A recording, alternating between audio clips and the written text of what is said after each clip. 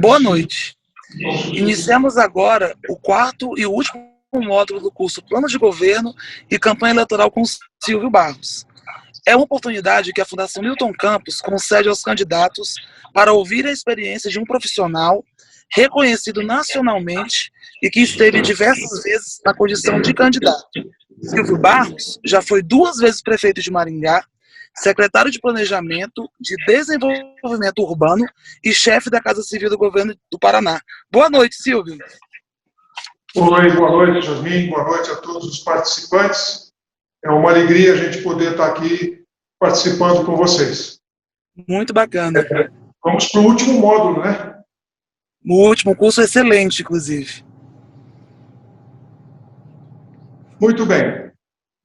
Nós já vimos diversas etapas do processo e hoje nós vamos falar sobre a relação do candidato com a comunidade e principalmente, assuntos estratégicos da maior importância para que este procedimento possa efetivamente funcionar durante a campanha. O som está ok aí para vocês? Estão me ouvindo bem? Só está ok, sim. Okay. Sim, estamos te ouvindo. Então, vamos lá. Se for preciso, eu coloco o microfone aqui, mas vamos lá.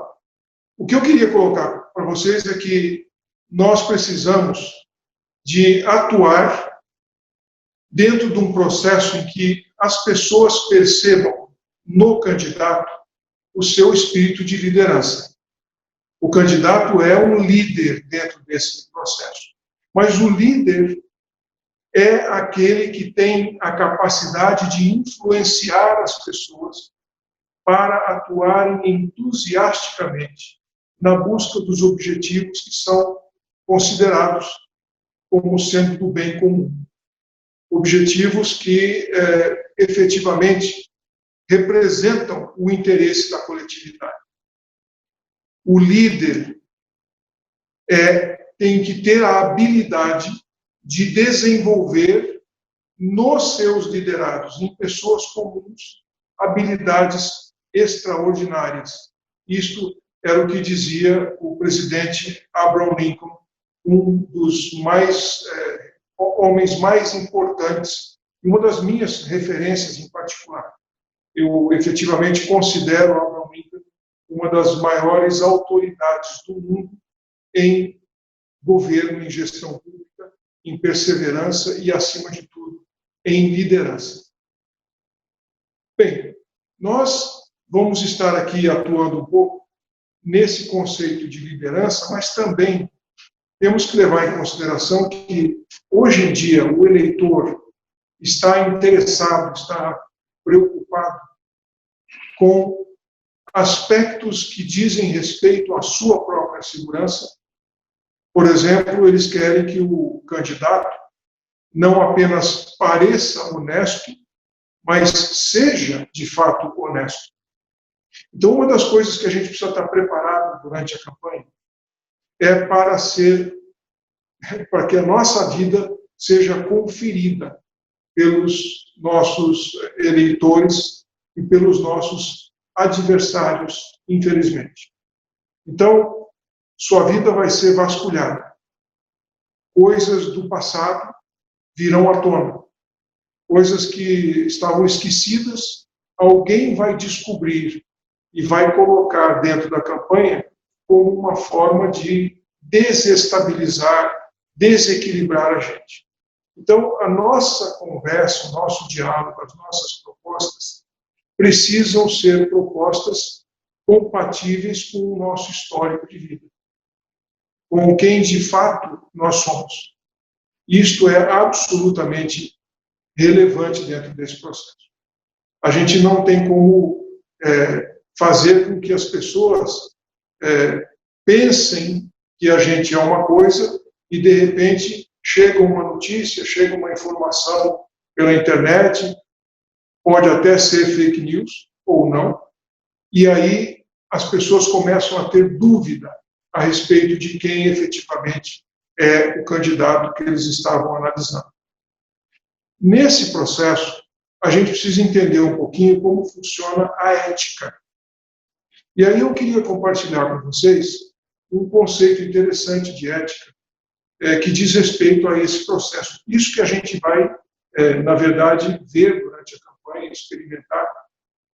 A ética é o que você faz quando está todo mundo olhando. Quando não tem ninguém olhando, isso é caráter. Então, gente, nós seremos avaliados, nós seremos identificados pelo nosso caráter. E nós precisamos estar alinhados tanto com a ética, quanto com aquilo que as pessoas imaginam que um líder, um prefeito, alguém que vai ser uma autoridade dentro do município, tenha como característica. Por isso que caráter tem que ver com características, são as suas características, as suas virtudes. E, obviamente, como ninguém é perfeito, também os nossos defeitos. Para a gente poder dar tranquilidade para os nossos eleitores, nós vamos precisar demonstrar transparência. E aqui eu queria colocar para vocês uma situação interessante, que é relativa à transparência do ponto de vista da campanha. O que a gente poderia colocar para os nossos eleitores no que diz respeito à transparência agora, durante a campanha, e que poderia ser um diferencial nas suas propostas? Como eu expliquei para vocês ontem, nós implementamos aqui em Maringá o Observatório Social. Nós estimulamos, fizemos uma parceria com a sociedade organizada para que ela fizesse um trabalho, um processo de fiscalização, de acompanhamento daquilo que a prefeitura faz. Hoje, existem mais de 150, na verdade, observatórios sociais implantados em vários lugares do Brasil. Isto, se por acaso ainda não tiver na sua cidade, talvez seja uma proposta interessante, porque as pessoas vão poder entrar na internet, entrar no Google e vão saber o que é o Observatório Social. Mas é uma ideia interessante, não para você criar, porque não é a prefeitura que cria isso. Esta é uma iniciativa da sociedade civil organizada. É a sociedade que precisa criar isso. Mas você pode dizer que, se a sua comunidade tiver o interesse, receberá total apoio da sua administração. Nós tivemos uma série de medidas, de iniciativas relacionadas à transparência durante a nossa gestão, e eu vou compartilhar com vocês várias delas, porque pode ser, como eu disse, que alguma delas sirva de referência, possa ser uma boa ideia para você colocar durante a campanha. Então, esta proposta de fazer a parceria com a sociedade organizada na implantação do Observatório Social é uma delas. A outra ideia é a seguinte: quando nós entramos aqui na prefeitura, nós tomamos uma iniciativa de criar uma sala de licitações aberta, no estilo auditório. A prefeitura tinha uma sala de licitações, aliás, toda a prefeitura tem. Mas o que nós fizemos? Nós resolvemos abrir a sala de licitação, colocar cadeiras. Eu mandei tirar a porta, não tinha porta. Não tinha que bater para abrir, simplesmente não tem porta. Então as pessoas se sentiam completamente à vontade para entrar e sentar na sala de licitações. Olha só como que funcionava.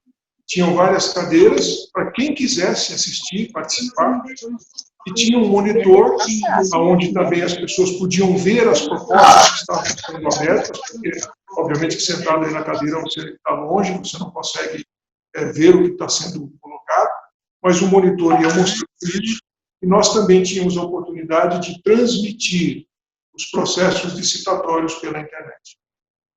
Então, uma sala de licitações aberta ao público. Por que isso? Porque o que a gente queria é que as pessoas soubessem, no processo licitatório, nós não temos nada a esconder. Qualquer pessoa poderia entrar na sala de licitação e acompanhar o processo. Nós não temos nenhuma razão para que este procedimento seja recluso, seja escondido. Ali estamos gastando, estamos aplicando, estamos investindo o dinheiro do cidadão. Então, fizemos uma divulgação ampla desse processo. No dia da inauguração da sala de licitação, chamamos toda a imprensa para mostrar para as pessoas que, a partir daquele momento, qualquer cidadão estava convidado a participar e acompanhar a licitação, fosse pela internet ou fosse ali mesmo na prefeitura. Uma outra medida que a gente adotou foi a criação da Secretaria de Controle Interno. Ela foi criada na minha gestão, hoje provavelmente na sua cidade já tem, porque a legislação já obriga isso, mas uma coisa que nós fizemos aqui, que foi única no Brasil, como a nossa sociedade civil é muito organizada, bem estruturada, nós pedimos, eu fiz um ofício, solicitando à sociedade eticamente responsável, que era o representante de todas as ONGs da nossa cidade, das entidades da sociedade civil, mas que estava ali para trabalhar de alguma forma, com este processo de transparência, de ética, nós pedimos a eles que eles nos indicassem um profissional que tivesse experiência em auditoria, que fosse contador ou advogado, e nós nomearíamos, eu faria um decreto de nomeação desta pessoa indicada pela sociedade para que fosse o nosso secretário de controle interno. O secretário que faria auditoria interna de todos os procedimentos da prefeitura. E essa pessoa seria indicada pela sociedade, representante da sociedade, dentro da administração, fiscalizando de dentro para fora tudo que a gente estava fazendo. Esta iniciativa transformou a relação das pessoas com a prefeitura. Porque muita gente entendeu que se o prefeito está disposto a nomear um secretário numa pasta tão importante, tão estratégica, de controle de tudo que a prefeitura faz, que seja indicado pela sociedade, é porque, de fato, ele não tem intenção de fazer nada errado, porque senão seria completamente maluco. Então, passei uma mensagem para as pessoas que acabou produzindo, de fato, um elevado grau de confiabilidade. Eu não sei se na sua cidade existem organizações capazes, estruturadas para fazer uma indicação dessa, mas se tiver, pode ser uma coisa interessante. O Tribunal de Contas, de modo geral, não aprova muito essa iniciativa, porque eles acham que o controlador interno deve ser funcionário de carreira. Deve ser alguém que é concursado pela prefeitura, funcionário público de carreira. Então, eu já tive alguns embates com o Tribunal de Contas sobre isso, por duas razões. Em primeiro lugar, se ele é um funcionário de carreira, ele é colocado durante um determinado mandato, nomeado como secretário. Quando fizer a alternância de poder, dificilmente, o secretário de controle interno vai permanecer. O outro prefeito vai querer colocar uma pessoa da confiança dele. Mesmo que seja um funcionário de carreira, o que vai acontecer é que este funcionário, durante esse período, fez o trabalho de controle interno, fiscalizou todo mundo, abriu processos, abriu investigações, inquéritos contra quem eventualmente fez alguma coisa errada, ele termina o mandato como secretário e volta para a sua função. E aí, como é que ele enfrenta os colegas? Que por alguma razão ele foi obrigado a abrir procedimentos e investigar.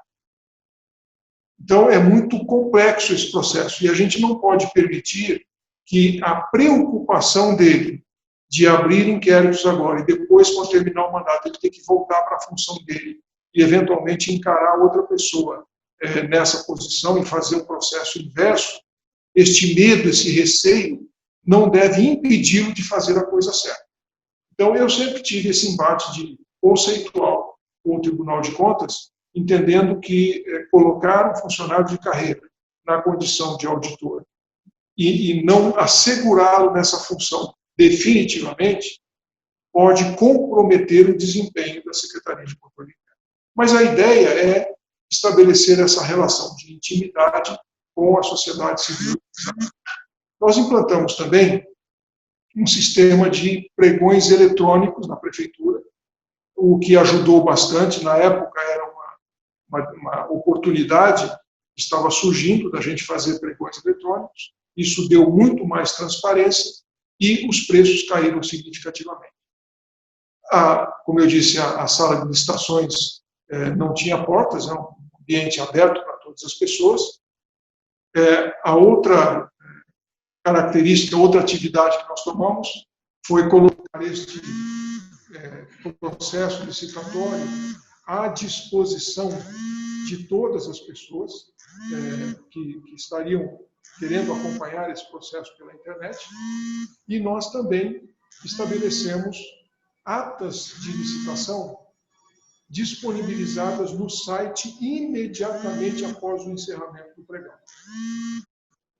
Os editais de licitação, nós estávamos colocando simultaneamente no site da prefeitura e da associação comercial, mas também, se era uma compra de serviço gráfico, a gente colocava no site do Sindicato das Gráficas. Se era uma compra, se nós estávamos comprando ou licitando a construção de um prédio, a gente colocava também simultaneamente no site do Sinduscom, do Sindicato da Construção, e daí por diante. De maneira que o maior número possível de concorrentes da nossa cidade pudesse ser estimulado a participar do processo. E essas atas, quando terminava o processo licitatório, elas eram antes. O que acontece? Num processo licitatório, entre o momento que termina ali a concorrência até chegar no prefeito para definitivamente homologar o resultado, leva aí no mínimo uma semana. Não, dificilmente menos tempo do que isso, até porque você tem que dar prazo de recurso para ver se as pessoas ou os concorrentes entram com recurso. Então, para homologar o resultado, no mínimo uma semana, se correr tudo bem, se não tiver nenhum recurso. Às vezes demora 15 dias, às vezes demora um mês, dependendo de quantos recursos tiverem que ser julgados. Mas nesse intervalo, entre o momento que a gente terminou a licitação, publicou a ata, e isso vai para a publicação, as pessoas que atuam naquele ramo podem ter a oportunidade de ver, bom, a prefeitura acabou de comprar um produto que eu vendo, né, sei lá, capacete de motociclista, como nós conversamos anteriormente, e ele pode saber se essas pessoas, se esse preço que a prefeitura está comprando está correto ou não. E se ele, que é do ramo, achar que o preço está diferente, ele pode comunicar à prefeitura, dizendo, olha, eu trabalho no ramo, vi que vocês publicaram aqui uma compra nesse valor, esse valor, a meu ver, está suspeito. Então, embora ele não tenha participado da licitação, ele pode chamar atenção para isso. E essa foi uma atividade muito interessante, um diferencial que nós pudemos melhorar significativamente o poder de compra da prefeitura. Uma outra coisa importante é que a gente implantou, como eu disse a vocês, a Lei Geral da Micro e Pequena Empresa, foi a primeira cidade do Brasil a implantar a Lei Geral, e com isso vários benefícios são oferecidos às micro e pequenas empresas para que elas possam ter uma possibilidade de concorrer a essas licitações com vantagens, ou pelo menos de maneira compatível com o seu tamanho, para que não sejam sempre atropeladas pelas empresas maiores. A Lei Geral é muito bem elaborada, diz respeito a compras públicas, e essa é uma ideia que deu um ótimo resultado. No final de cada pregão, a ata é lida ali por todo mundo que está presente, assinada por todos, mas já vem impresso na ata, já é padrão. Então, como eles preparam a ata no computador, já tem um parágrafo impresso dizendo o seguinte: todos os concorrentes daquele processo licitatório que não foram vencedores, os que foram derrotados no processo licitatório, estão automaticamente convidados para fazer a parte da comissão de recebimento da mercadoria de quem ganhou. Olha, gente, vocês não têm ideia do impacto que isso produz. Porque muitas vezes tem pessoas que entram em concorrência da prefeitura, de várias cidades, pensando que ele vai lesar a prefeitura. Ele joga o preço lá embaixo, faz tudo que ele pode, falar, depois eu entrego menos, ou eu diminuo a qualidade, entrego uma coisa mais barata, e daí vai dar tudo certo.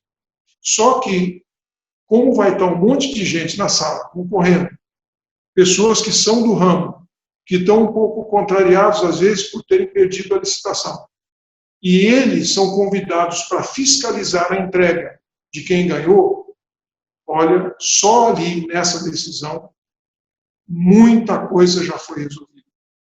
Porque agora o cara não quer se arriscar a entregar um produto sabendo que o concorrente dele conhece, é do ramo, domina a matéria e vai estar fiscalizando as entregas que ele vai fazer. Enfim, tomamos uma outra atitude importante, que foi um acordo com o Conselho Regional de Medicina para fazer uma perícia nos atestados médicos. Gente, é impressionante. Eu fiquei assim chocado em ver a quantidade de atestados médicos que a prefeitura recebe dos seus próprios servidores. Nós estamos recebendo, em média, 140 mil atestados por ano. É muita coisa. É muita coisa. Se fosse juntar numa pessoa só os dias de ausência por atestado médico, dava mais de 400 anos. Então, nós queríamos que o Conselho Regional de Medicina periciasse isso, para não acontecer coisas que, de repente, acontecem em algum lugar, né? Pode acontecer isso, de alguém dar um atestado, ou pedir um atestado para terceiro, ou dar um atestado porque a pessoa é amiga, está numa situação precisando disso ou daquilo, precisa dar uma saída para resolver algum problema, e aí acaba levando um atestado médico. Bem, esses atestados, a partir do momento que os médicos sabiam que o atestado dele poderia ser por amostragem, mas poderia ser periciado pelo Conselho Regional de Medicina, o número de atestados caiu drasticamente. Isso significa mais professores em sala de aula, mais profissionais da saúde atuando nos postos de saúde, mais funcionários atuando nas áreas administrativas da prefeitura e daí por diante. A outra iniciativa que a gente tomou, e já estamos aqui terminando, é que isto só foi possível porque a sociedade tinha se determinado a implantar um observatório social e nos ajudar nesse sentido, e porque nós também tivemos uma outra proposta, e essa proposta veio em função de um caso concreto, quando nós soubemos que uma das pessoas que tinha, olha a ousadia, uma pessoa tinha vendido um determinado produto para a prefeitura e fez uma nota calçada. Sabe o que é isso? Quando ele coloca na primeira via da nota o valor correto e na segunda via, que é quando ele recolhe o imposto ICMS para o Estado, colocou um valor mais baixo. Obviamente que isso é crime, é sonegação, mas prejudica a prefeitura na medida em que nós estamos deixando de receber a nossa participação de ICMS porque alguém recebeu dinheiro público, vendeu para o município e lesou o município com uma nota calçada. Então, o que a gente se propôs a fazer? Todas as notas, as cópias das notas de produtos vendidos à Prefeitura de Maringá eram enviadas eletronicamente, óbvio, né, para a Secretaria de Fazenda do Estado. E foi interessante que a gente começou a mandar essas notas para lá, e o secretário da Fazenda ligou para mim e falou assim: escuta, prefeito, por que você está fazendo isso? Por que você está me mandando cópia das notas? Eu não pedi isso, não tenho. O que eu faço com essas cópias? Eu falei, secretário, eu não sei o que você vai fazer, não precisa fazer nada se o senhor não quiser.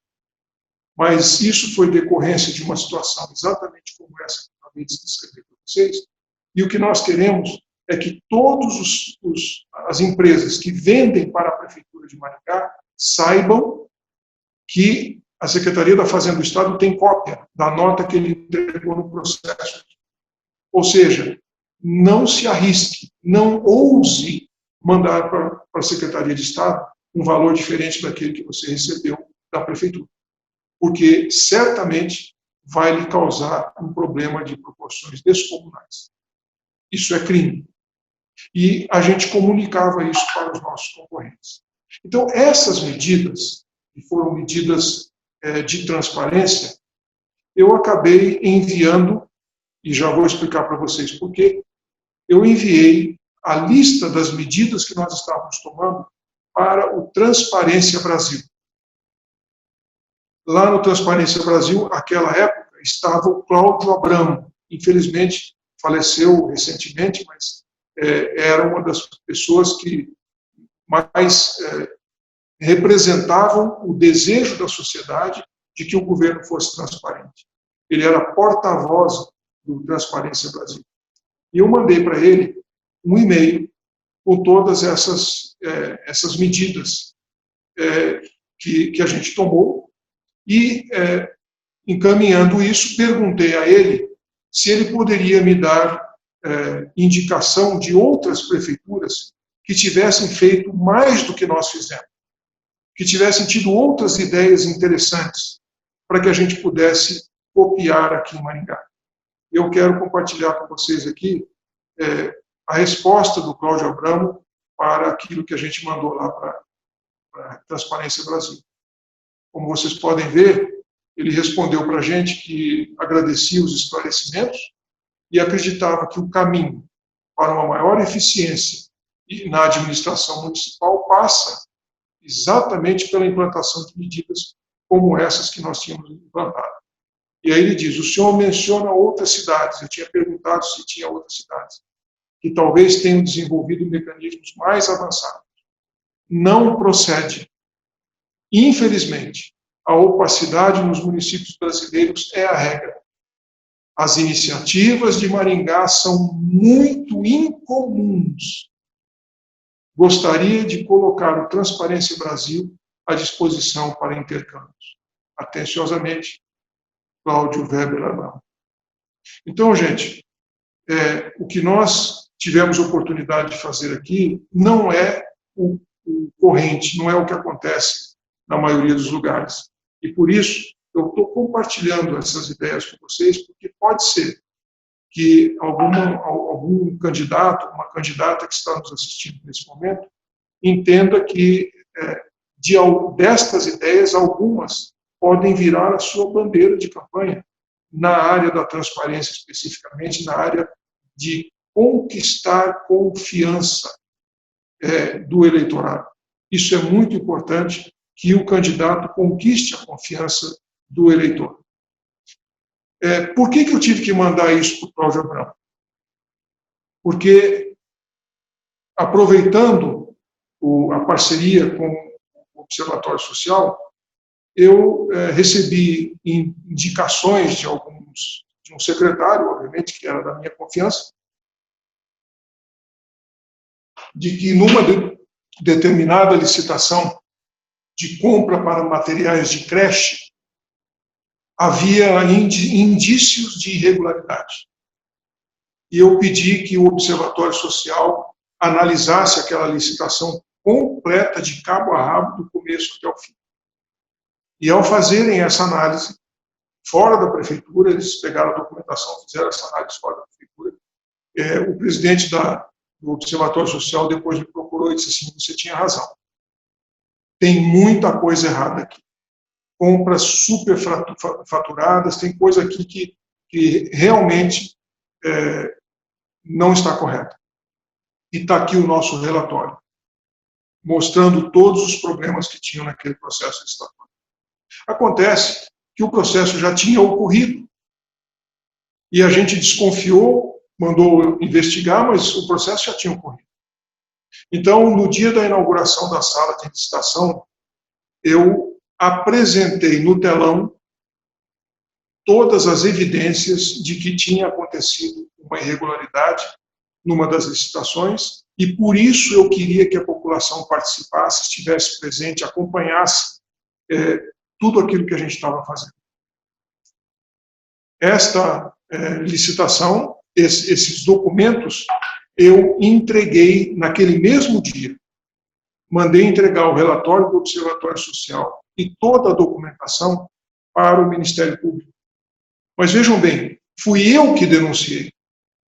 Eu que mandei levantar, eu que identifiquei a irregularidade e eu que denunciei. Obviamente que, de posse dos documentos, o Ministério Público abriu um inquérito sobre as irregularidades. E óbvio que vocês sabem o que aconteceu, né? Eu fui indiciado por improbidade administrativa, uma vez que as irregularidades aconteceram na minha gestão, num procedimento licitatório que já tinha ocorrido e tinha minha assinatura no processo. Apesar de eu mesmo, nessa parceria com o Observatório, ter feito a identificação do problema e eu mesmo ter feito o trabalho da promotoria e entregue os documentos a eles, eu não me livrei de uma ação civil pública que demorou 8 anos para terminar. Então, eles fizeram essas análises, e uma das coisas que chamou a atenção da imprensa é que, quando nós pedimos ao observatório para analisar e levantar os documentos, e eles começaram a ir na secretaria para ver o que tinha acontecido, misteriosamente, as comprovações que deveriam estar nos computadores da prefeitura desapareceram, foram deletadas. Isso tudo foi comunicado à imprensa e a gente acabou, então, durante anos, respondendo processos por conta disso. Mas valeu a pena. Eu fui inocentado, evidentemente, porque, de fato, fui eu que identifiquei o problema. Isso foi um atenuante, porque o prejuízo tinha acontecido, e esse prejuízo está agora em processo de ressarcimento por parte das empresas que participaram da licitação. Essa aqui é uma outra iniciativa muito interessante, e eu lamento que a gente não consiga mostrar para vocês agora online. Nós fizemos um teste aqui e não deu certo, mas eu queria mostrar para vocês uma iniciativa muito interessante, que é a seguinte. Nós estávamos com muitas obras e a gente não tinha corpo técnico de fiscais suficientes para fiscalizar todas as obras.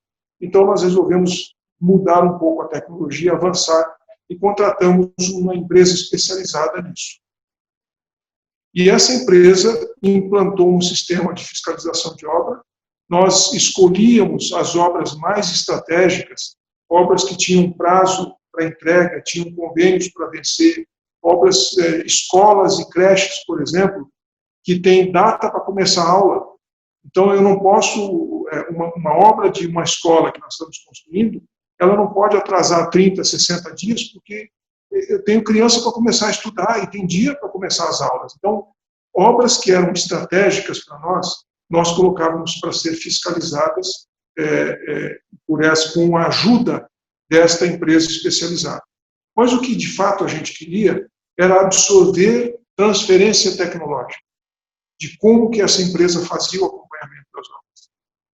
E aí conseguimos, depois de um tempo aprendendo com eles, implantar um sistema que está no site da prefeitura.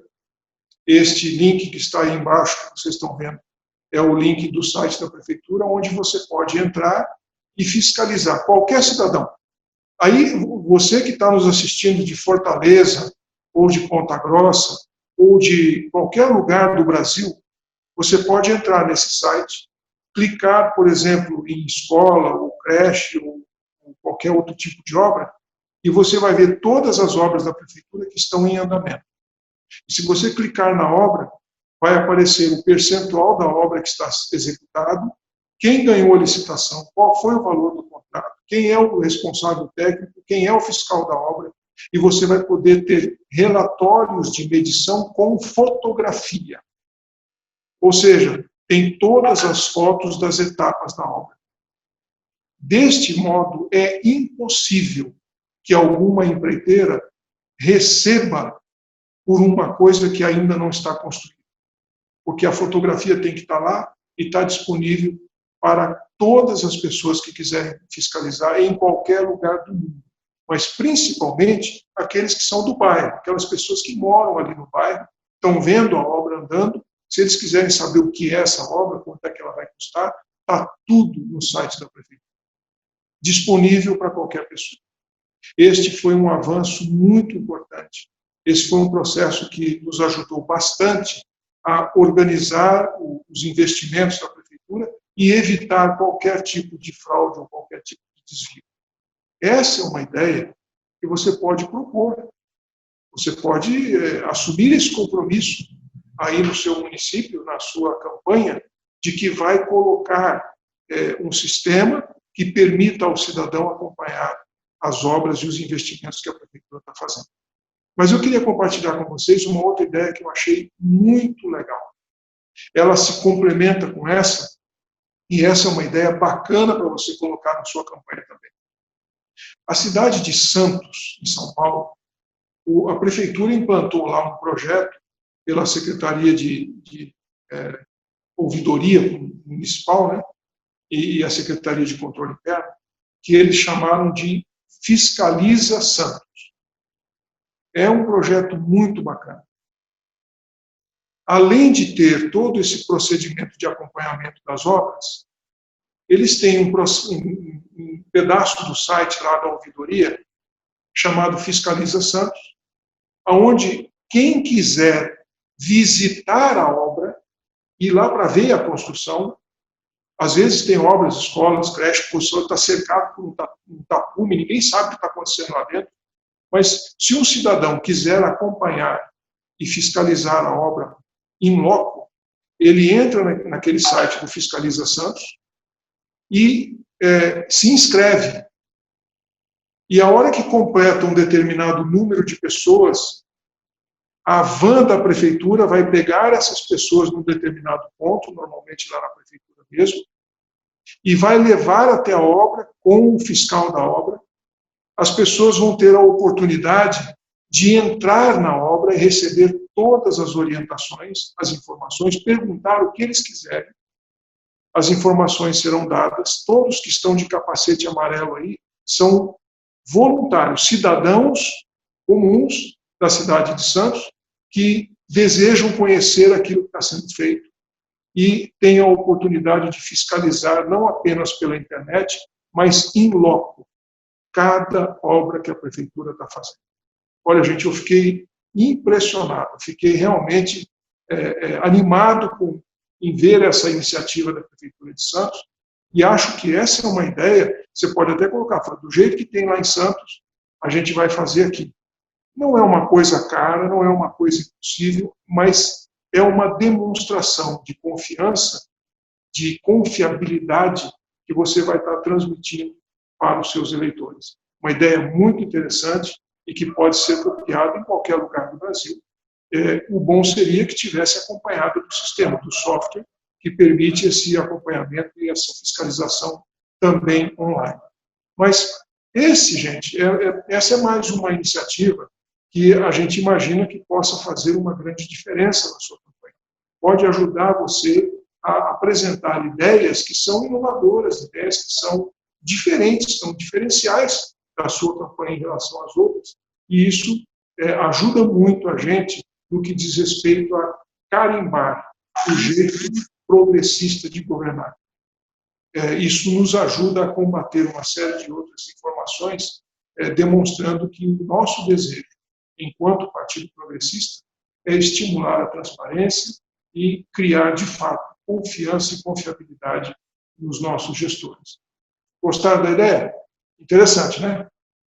Enfim, essas são algumas das iniciativas que a gente pretende implementar.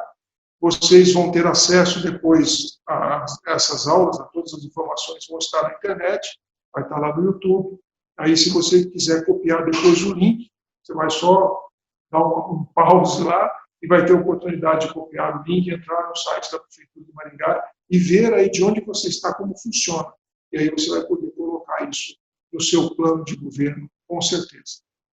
Enfim, nós vamos agora comentar um pouquinho sobre como que você pode usar o marketing digital neste processo. E a gente quer que você possa usar as ferramentas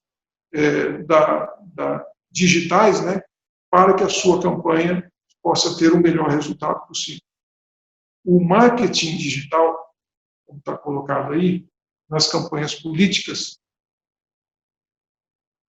é planejado e aplicado para desenvolver estratégias de posicionamento, distribuição de conteúdo informativo e interativo do candidato. É importante que as pessoas usem essas ferramentas. E essas estratégias, elas vão envolver a elaboração e distribuição de conteúdo nos sites, nos blogs, por e-mail, em redes sociais, transmissões ao vivo, as famosas lives, né? E outras ideias que possam surgir. Agora, é muito importante, como eu já disse anteriormente, que os advogados da sua campanha estejam trabalhando junto com a sua equipe de marketing digital, porque agora as regras são muito claras, o que pode e o que não pode na campanha, também como atender às exigências da lei de proteção de dados. Você não pode invadir as redes sociais dos outros sem que se cumpram todos esses requisitos. Então, tem muitas coisas interessantes nesse processo de redes sociais, de marketing digital. Você vai encontrar na internet dezenas de ideias de cursos, de e-books gratuitos, livros eletrônicos, mostrando como usar as ferramentas digitais na sua campanha, e isto pode ser muito bem aproveitado, mas é importante que você atualize essas informações com os seus advogados.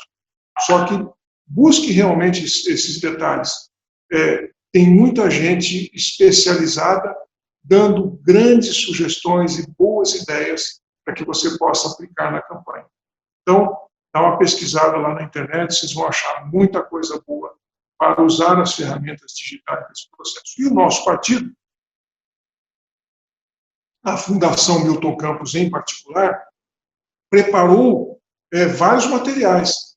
Você tem no site da Fundação Milton Campos, por exemplo, você tem cartilhas para te orientar sobre redes sociais, como usar essas ferramentas na sua campanha, sobre marketing político e também sobre media training, que é muito importante se você vai fazer lives, participar de debates, se você vai, obviamente, fazer seus comentários, seus programas, seus vídeos para a campanha, é muito interessante que você tenha as dicas do media training.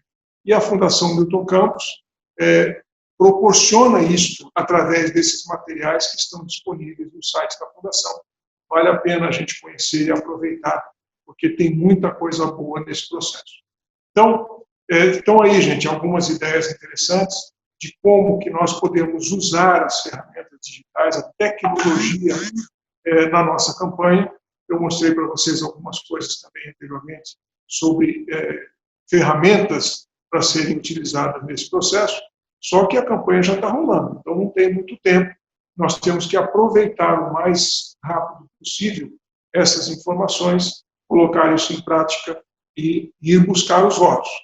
Não sei como é que as pessoas vão fazer em relação à televisão, penso que a televisão não deve ter mais o impacto que tinha anteriormente, e mesmo assim são apenas as grandes cidades que têm emissoras localizadas ali e os candidatos poderão usar essa ferramenta. Fora isto, nós vamos estar utilizando os veículos de comunicação nas redes sociais, pela internet, e é por isso que essas informações são muito relevantes e necessárias. E aí, essas ideias que a gente está dando aqui, estão sendo sugeridas, você pode colocar links Então, na hora que você coloca na internet a sua ideia, a sua proposta em relação, por exemplo, ao Fiscaliza Santos, você quer fazer uma coisa parecida com o Fiscaliza Santos, você coloca o link e a pessoa vai entrar lá na página do Fiscaliza Santos e entender como é que funciona. E aí você diz, essa é a ideia, eu estou assumindo o compromisso de colocar aqui na nossa cidade. E, finalmente, nós vamos colocar aqui agora uma coisa que a Suzana questionou no primeiro dia, o primeiro módulo. A Suzana fez um questionamento sobre como é que a gente lida com a verdade na campanha. E eu quero compartilhar com vocês algumas situações que demonstram o quanto isso é complicado, o quanto isso é arriscado, mas o quanto é necessário que a gente seja fiel à verdade. E, às vezes, isso pode custar muito caro numa campanha. Pode custar muitos votos. Mas eu vou compartilhar com vocês algumas ideias só para vocês pensarem qual seria a sua atitude em relação a esses assuntos. A verdade tem preço. E não é barato.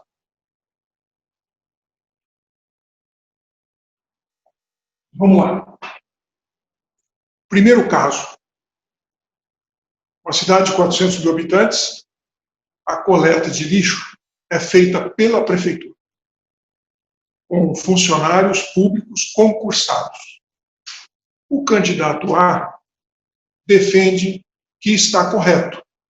Ele não quer terceirizar, promete investir na compra de novos caminhões, contratação de mais pessoas, porque, comparado com o custo da terceirização por tonelada de lixo, sai mais barato a prefeitura fazer isso. Então, ele diz que está defendendo o interesse da população, economizando dinheiro.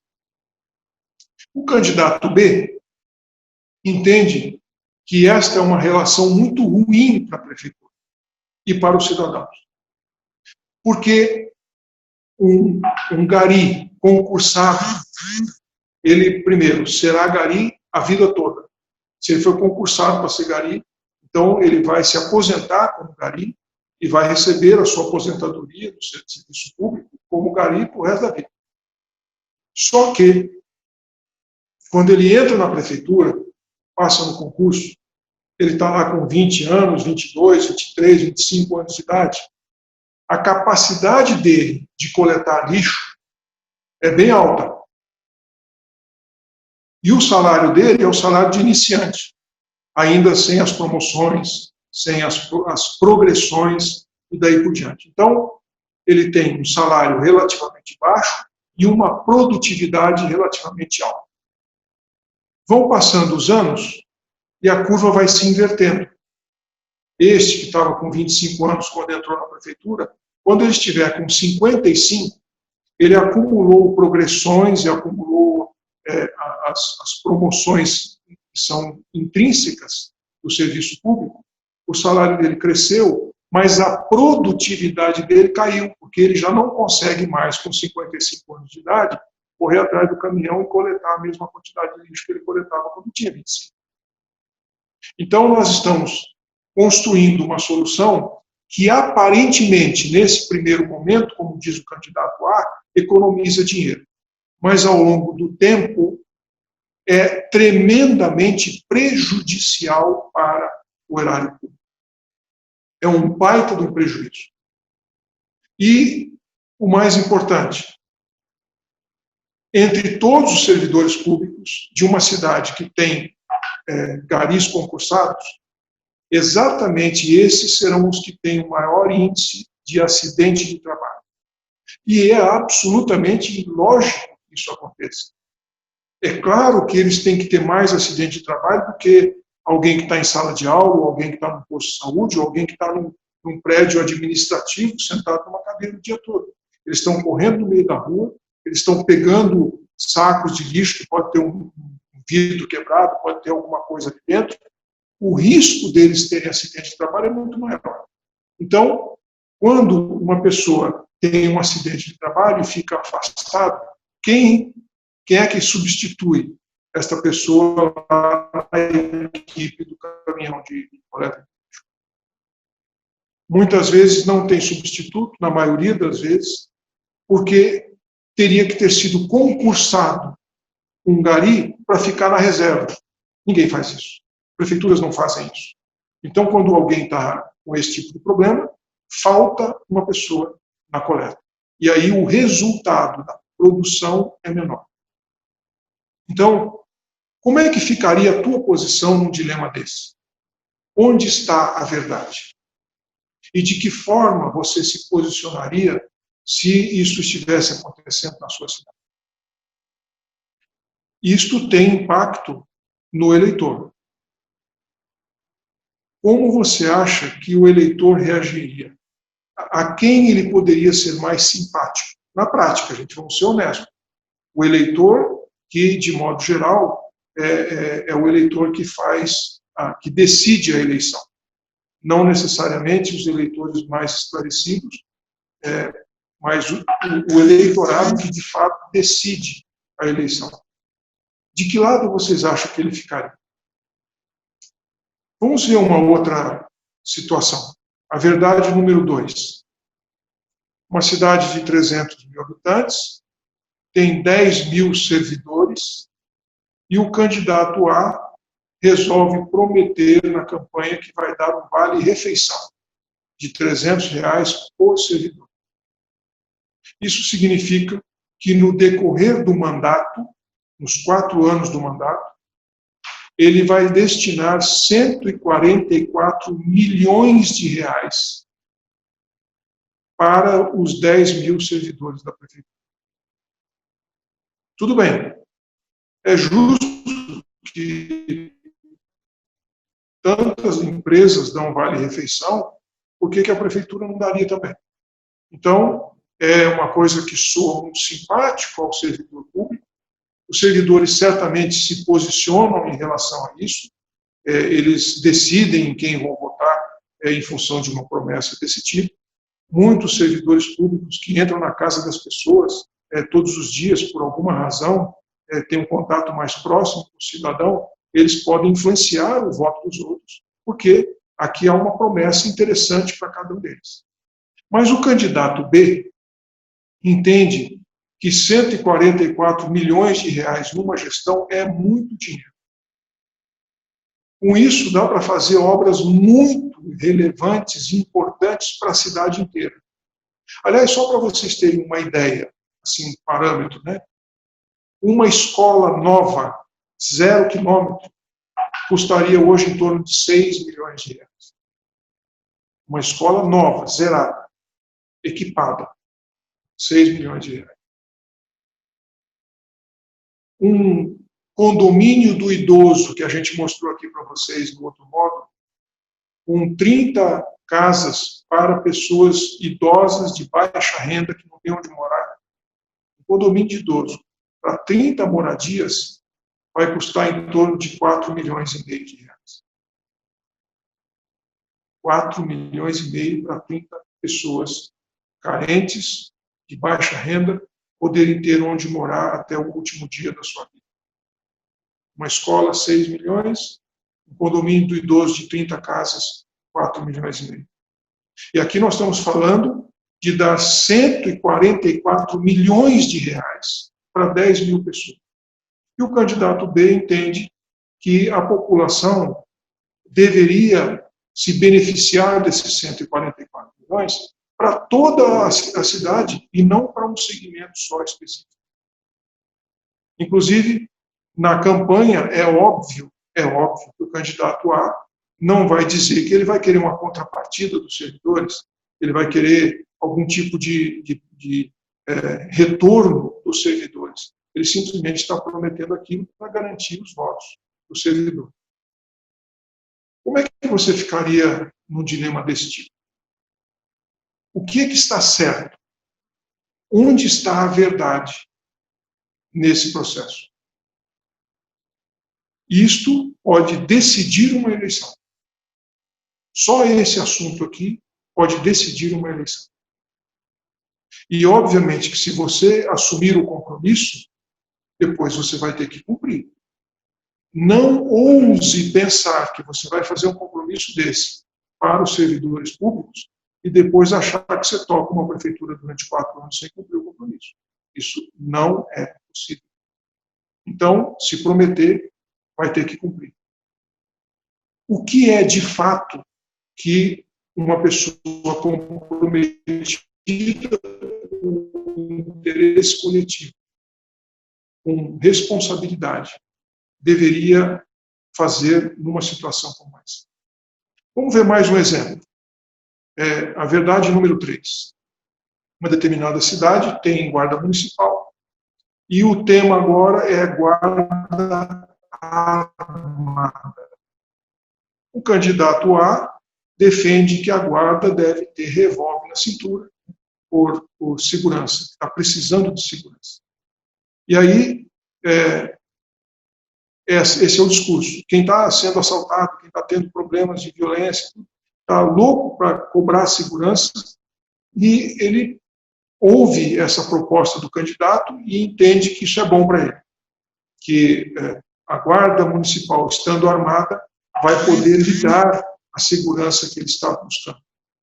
O candidato B entende que segurança é responsabilidade constitucional do Estado e não do município. E que a guarda municipal não deve substituir a polícia. Ela não foi treinada para isso. Armar a guarda municipal significa transferir para o município uma responsabilidade que é do Estado. Assumir uma responsabilidade que é do Estado. E mais do que isso, é garantir para os guardas municipais a isonomia com a polícia. Ou seja, eles poderão se aposentar aos 25 anos de serviço, terão lá a periculosidade, todos os benefícios do risco da profissão, e isto vai pesar no erário público. A carga que isso vai trazer para o orçamento municipal é absurdamente alta. Até porque agentes de segurança nunca trabalham sozinhos. Eles sempre trabalham em dupla. Então, para ter uma pessoa, você precisa contratar 2, e como eles trabalham, às vezes, em regime de 12/36, você vai precisar contratar, na verdade, para ter 2 pessoas o tempo todo, 24 horas por dia, você vai precisar contratar 8 pessoas. Para ter só uma dupla. Para ter uma dupla, você vai precisar contratar 8 pessoas. E o candidato B fez essa conta e chegou à conclusão de que esta não é a melhor alternativa para dar a segurança que a população deseja.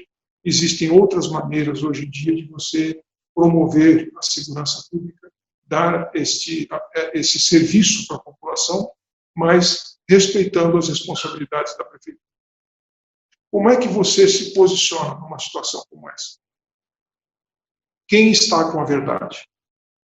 Você percebe aí algumas promessas eleitoreiras que efetivamente trazem voto, sim, não há dúvida a respeito disso, elas trazem voto.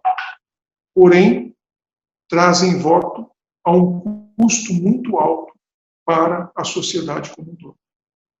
E aí, na hora de você tomar a decisão, e agora, o que eu faço?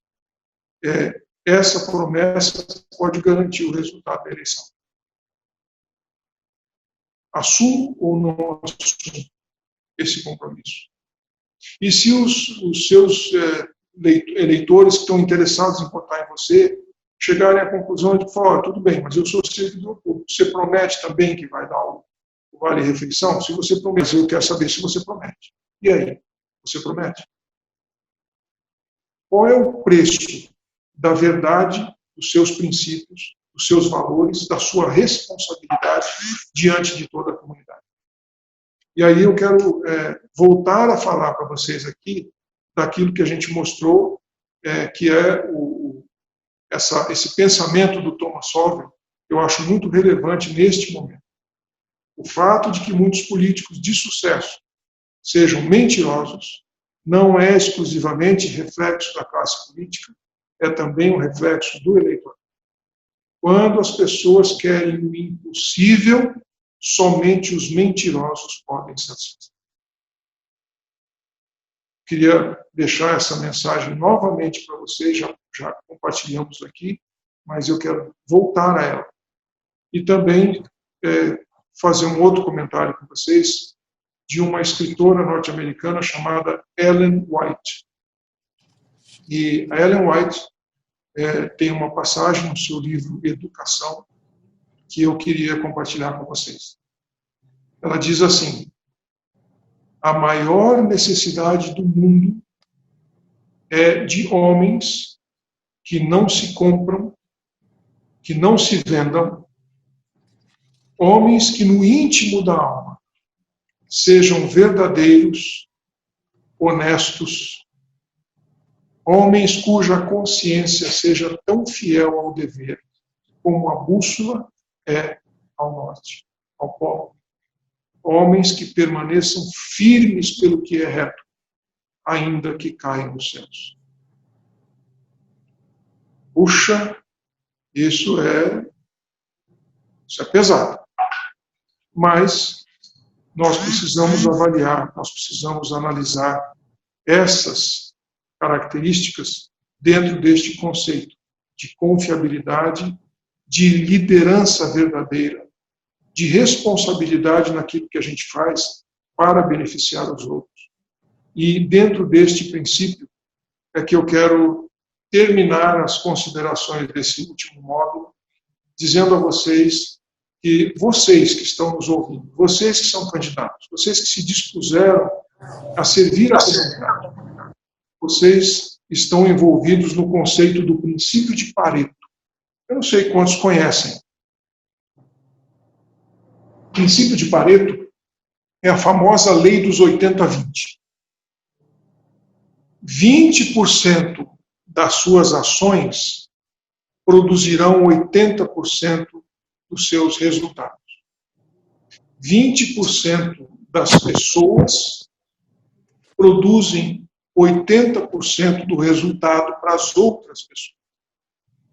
20% dos seus esforços produzirão 80% dos seus resultados.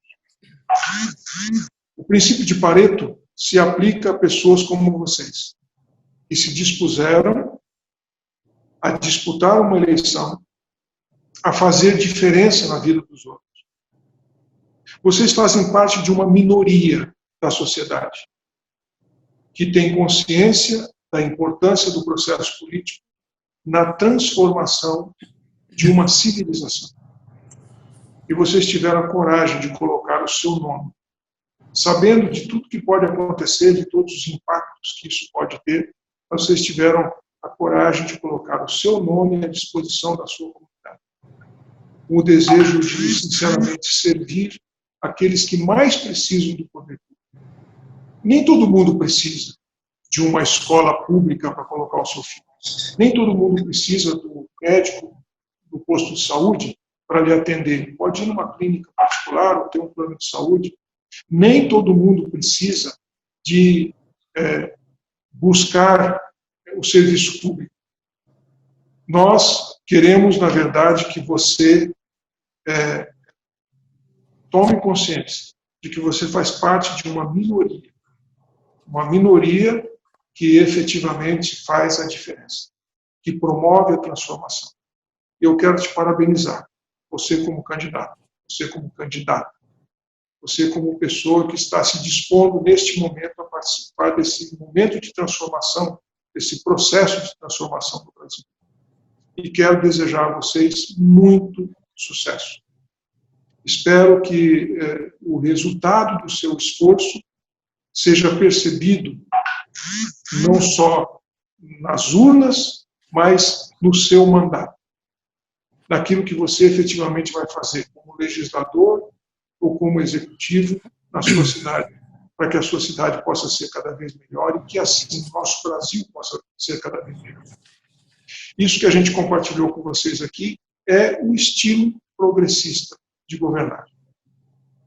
Eu agradeço a oportunidade que a Fundação Milton Campos me deu, agradeço o privilégio de ter podido compartilhar com vocês um pouco da nossa experiência, um pouco daquilo que a gente conseguiu fazer aqui na cidade de Maringá e que acabou refletindo como a cidade foi avaliada como a melhor cidade do Brasil. Muito obrigado pelo privilégio, obrigado pela sua audiência, por ter estado aqui conosco todos esses dias. E, como sempre, se ainda tiver alguma pergunta que eu tenha condições de esclarecer e responder, estou à sua disposição. Obrigado, gente. Sucesso nessa campanha. Silvio, temos algumas perguntas para você. A Mariana, ela é candidata a vereadora na cidade de Aracaju, em Sergipe. E ela quer saber se você recomenda que ela utilize... Eu não estou... Está ouvindo? Agora eu estou ouvindo. Pronto, agora Está ouvindo bem? Vou repetir, tá? Ok. A Mariana, ela é candidata a vereadora na cidade de Aracaju, em Sergipe. E ela quer saber se você recomenda que ela utilize o site que mostra as obras que estão sendo realizadas pelo prefeito. Se é uma função dela mostrar isso. Bem, depende. Se ela estiver num partido aliado ao prefeito, sim, claro. Se ela estiver na oposição, aí é preciso avaliar, né? Se ela vai fortalecer os candidatos que estão do lado do prefeito ou não.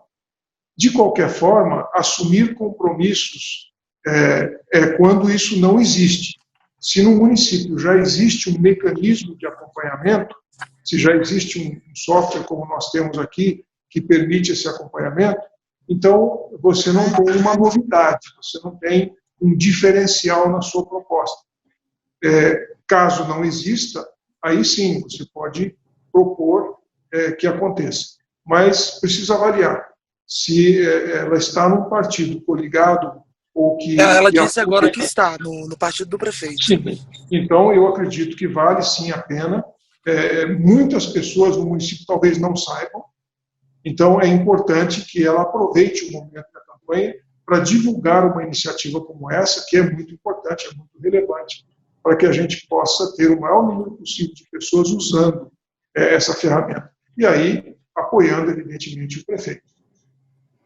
É muito bom, Silvio. A Juliana Rodrigues, nossa participante, né, de todos os módulos, ela pergunta: Silvio, quais conselhos você daria para se fazer uma boa liderança, se tornar um bom líder?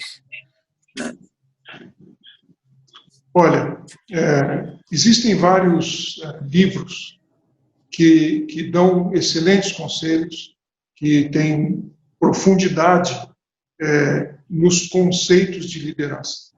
Mas uma das coisas que eu acredito que seja a mais importante de todas, Juliana, e aí eu volto a dizer, estou falando um pouco da minha experiência, da minha crença, da maneira como eu trabalho e atuo. Para mim, o maior líder de todos foi Jesus. Essa é a minha opinião, né? A minha referência de liderança. E Jesus, quando estava na sua última noite, ainda livre, durante a Santa Ceia, ele lavou os pés dos discípulos. Ele fez o trabalho de um servo, embora ele fosse o líder. Ele fosse aquele que as pessoas achavam que seria o rei de Israel.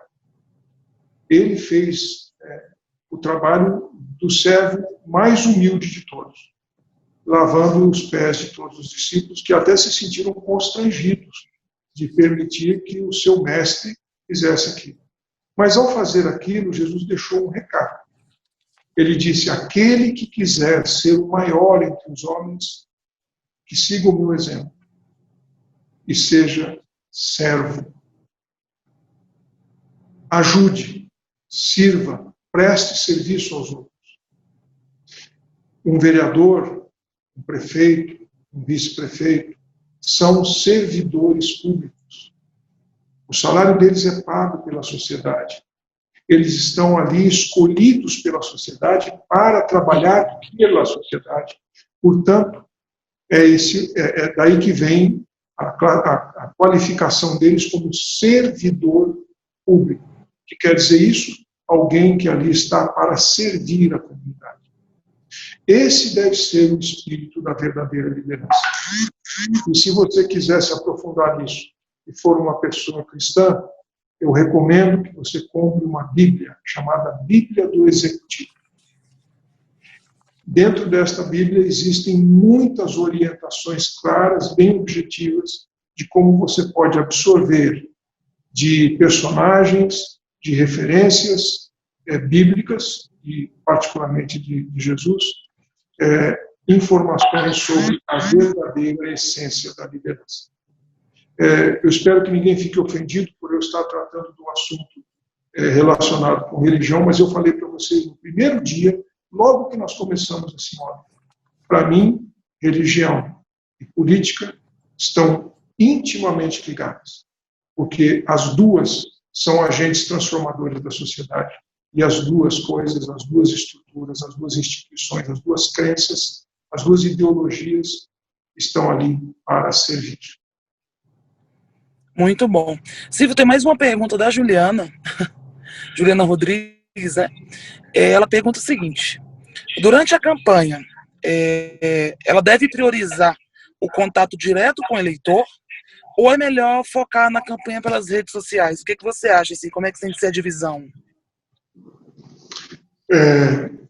Eu diria assim, Juliana, neste momento de pandemia, você não acredito que você tenha a opção de priorizar um ou outro.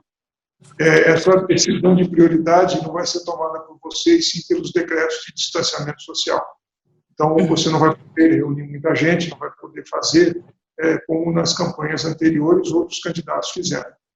Então, nesse sentido, eu entendo que você precisará dedicar bastante tempo às redes sociais, mas não abra mão, não perca a oportunidade do contato direto, do aperto de mão, do olho no olho, de uma conversa franca e direta, porque ali você vai perceber o que você não consegue perceber na rede social.